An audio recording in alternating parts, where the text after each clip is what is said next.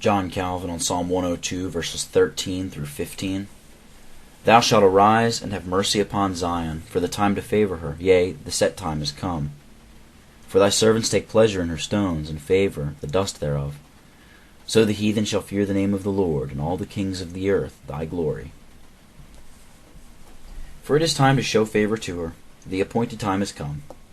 When the prophet treats of the restoration of the church, he sets forth the divine mercy as its cause. He represents this mercy under a twofold aspect, and therefore employs different words. In the first place, as in the matter under consideration, the good deserts of man are entirely out of question, and as God cannot be led from any cause external to himself to build up his church, the prophet traces the cause of it solely to the free goodness of God. In the second place, he contemplates his mercy as connected with the divine promises. In magnifying the divine mercy, his design was to teach true believers that their safety depended on it alone. That the faithful might not sink into despondency through the long continuance of their calamities, they needed to be supported by the hope that an end to their captivity had been appointed by God, and that it would not extend beyond 70 years. Daniel was employed in meditating on this very topic when he, quote, turned to the Lord God and pleaded with him in prayer and petition, in fasting and in sackcloth and ashes, unquote, for the reestablishment of the church in Daniel 9, verse 20.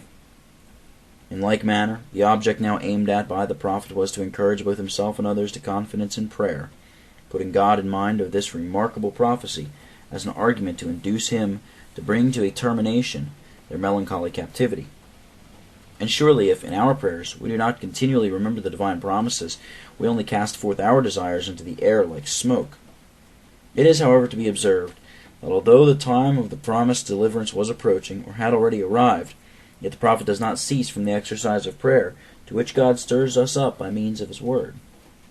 And although the time was fixed, yet he calls upon God for the performance of his covenant in such a manner as that he is still betaking himself to his free goodness alone, for the promises by which God brings himself under obligation to us do not, in any degree, obscure his grace.